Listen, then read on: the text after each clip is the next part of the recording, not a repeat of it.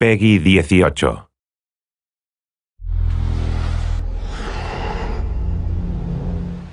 Hi, my name is Ashraf Ismail, Game Director of Assassin's Creed 4 Black Flag, and I'm very proud to be showing off the Caribbean open world. Here, we're going to start with Edward. After completing a few missions, he's met up with the assassins, but he's not yet bought into the creed, so he still has this selfish need for fame and fortune. Edward is one of the most unique characters we've created for the Assassin's Creed universe. He is a man who is still trying to figure out who he is in life and what he wants to get out of it. At this point in the story, he still wants that fame, so one way to get it is to complete these assassination contracts. This is a way to make money and to gain a bit of notoriety. So here we go. We have 2 targets to take out, 2 Templar brothers. So we're going to accept the contract, and the world map is going to show us where this contract takes place. So we see here that the contract is actually very close to us. It starts in the village we're in, but as we zoom out, we want to show you the world that we have. Many locations, over 50 locations, centered by Cuba, the Bahamas, and Florida up north. This is a massive world. There's a lot to find and do in this Caribbean Sea. But now we'll get back to the Fisherman Village and go after our targets. The Fisherman Village, it's one type of location in this world. It's really here as a convenience to the player. This is where you can start missions, where you can shop to upgrade Edward and the Jackdaw itself. It's really about the mood and the ambiance of the Caribbean Sea. In the distance, we have a tavern that we're approaching. Taverns are places where you can hire crew, play mini games, drink if you wish. But for now, we're going to focus on the targets and take them out.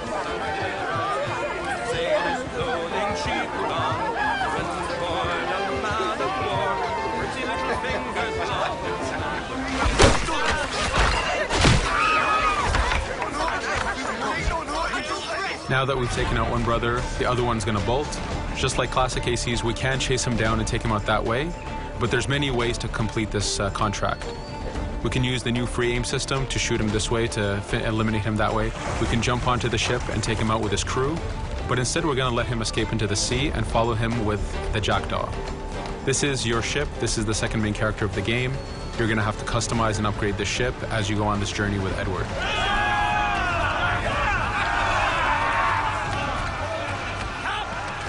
We've seamlessly gone from a ground chase right into a naval chase. We could destroy the ship and complete the contract that way, but instead, using the spyglass, we can see that he's carrying a lot of rum. Rum is important in the economy system. It's one way of making a lot of money if you sell it properly. So instead of destroying the ship, we're going to plunder that ship. Fire! Here you can see the upgrades that we've made into the naval combat. Using the front cannons, you can shoot chain shots to slow down the ship. Using the new round shot mechanic of trajectory aiming, you can aim for the hull and do a lot of damage this way. This specific enemy is what we call a frigate. Frigates are the type of ships that you need to destroy as fast as you can, because the longer the fight lasts, the more damage they're capable of doing. We have other enemy types like the Charger or the Man of War. The Man of War is a massive ship capable of carrying over 100 cannons. These are ships that you really need to upgrade to be able to face. But now that this frigate has been demasted, we can start the boarding. Boarding, it's very important. You are a pirate. This is how you gain cargo. This is how you take on ships.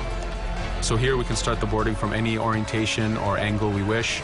The distance even matters. If you get too close, the 2 crews will just jump right into each other. If you start a bit further, you can jump in the water and go in for a sneak stealth attack. We have 2 objectives to accomplish for this boarding. We can take out the captain, and we need to take out some of his crew. So using the swivel gun, we will efficiently take out a lot of the crew. And now we'll go for the captain using Edward's navigation abilities. Here, again, using the new free aim system, we have a dangerous enemy on the other side taking out our crew. We can easily take him out with a headshot. So what we see here is that 2 ships have come together to create this 3D environment where, using your assassin abilities to navigate, to be stealthy, you can take the advantage and get the kill by surprise. Now that we've taken out the captain, we still need to take out a few of the crew members to complete this boarding. Now that we've plundered the ship, we're going to gain that rum that we saw earlier, but we're also going to gain ammo and crew members and some gold.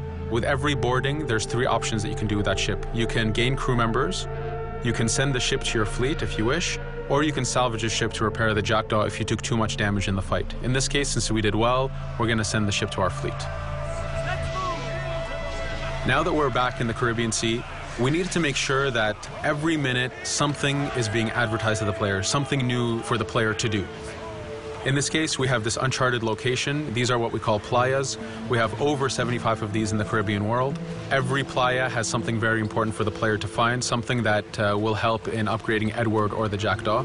So it's in your advantage to explore these locations.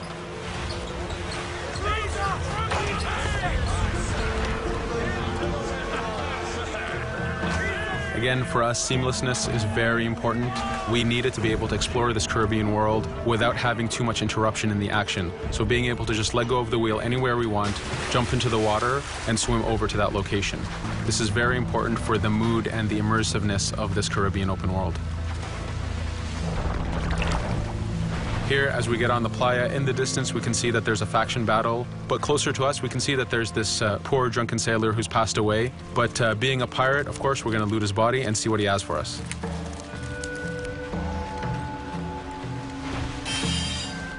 So we found a treasure map. This treasure map is asking us to go to an island called Misteriosa. Every time you find one of these, you know that you're going to find a treasure that is linked to the progression of the jackdaw or Edward, so they are very valuable. Here we're going to take a look at that faction battle. We have a British ship facing off against a Spanish ship. We could jump in and take advantage of this opportunity, allowing each ship to weaken the other and for us to plunder both.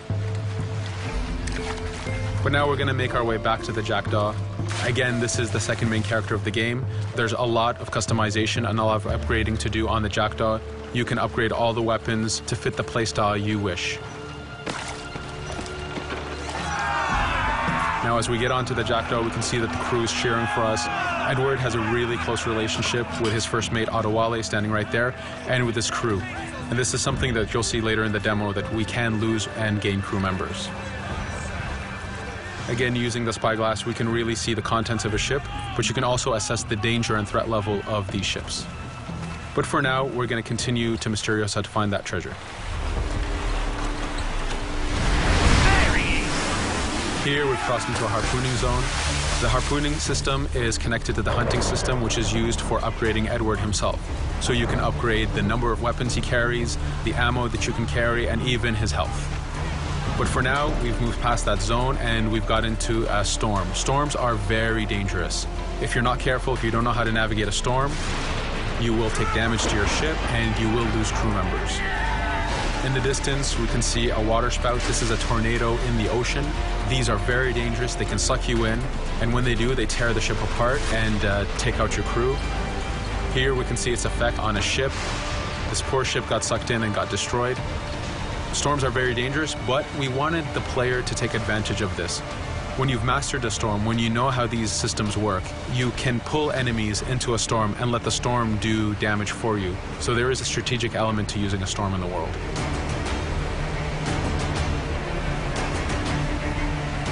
Here we can see that the storm is dying down a bit, but there's still this torrential downpour. It was very important for us to get the real mood of and atmosphere of the Caribbean in the weather cycles and in the daytime cycles.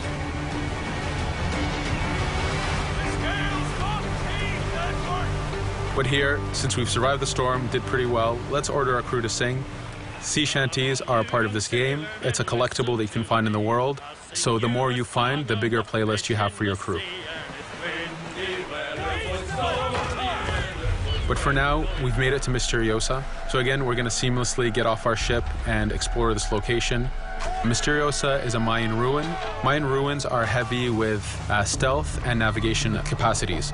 There's a lot of treasures and hidden discoveries to be found in these locations.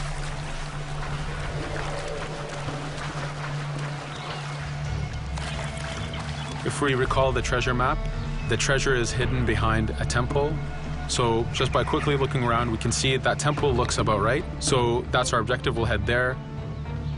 As we go this way, we can see there's a lot of guards on the beach. We could go in and fight them if we wish to, but to show off that this is a mini open world, we're going to try to find a different route to get to our objective.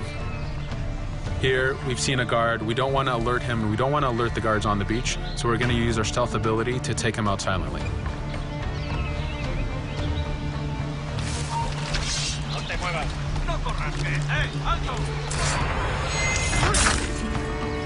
With AC3, we were able to push the navigation in the frontier, which means using natural environments like trees and rocks and so on. Mayan ruins are the perfect place where we mix man-made structures and these natural environments. So you really get to feel how far the navigation abilities of the assassin have come since the original game. In the distance there, we can see another part of the island being blocked off by a patrol of guards. We're going to avoid it for now and go for that treasure.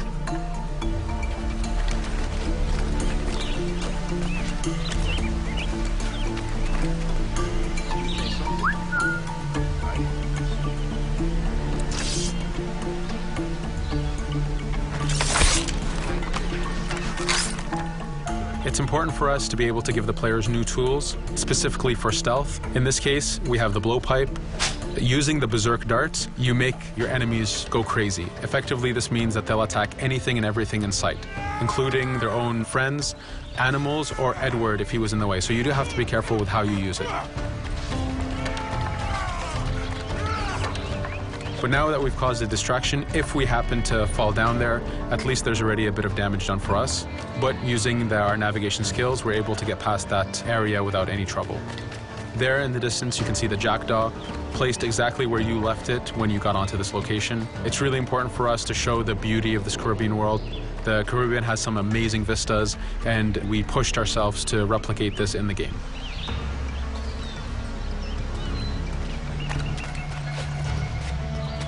As we continue forward, we can see in the distance there's a couple prisoners that are taken hostage. This is a scenario that you need to use stealth. If you're detected by those guards, they will kill the hostages. So in this case, it's to your advantage to use the environment to figure out how you can take out those guards without being detected. In this case, it's 2 guards, so it's not too hard. There are other scenarios where you have more guards and you have to figure out how you can take all of them out at the same time. Now that we've freed these prisoners, they are more than happy to join our crew. This is just one way of gaining crew members. As mentioned earlier, there's the taverns. There's actually many different setups of gaining crew.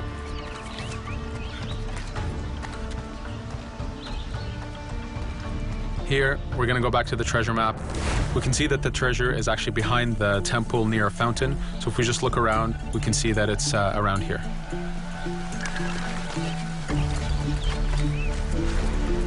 Now that we've found the treasure, what we've actually found is a blueprint. Blueprints are incredibly valuable for the upgrading of the jackdaw. This is how you can upgrade the biggest and most devastating upgrades of the ship. So here we're approaching a reach high point. Just like classic ACs, synchronizing with the reach high point reveals the contents of a location and the map itself.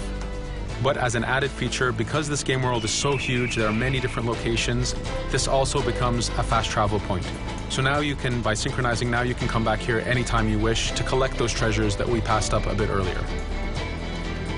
Here we've reached the end of the demo. This was a tease of the open world that we have. We're very excited to be able to show off this game and to let you play it very soon. Thank you for joining us.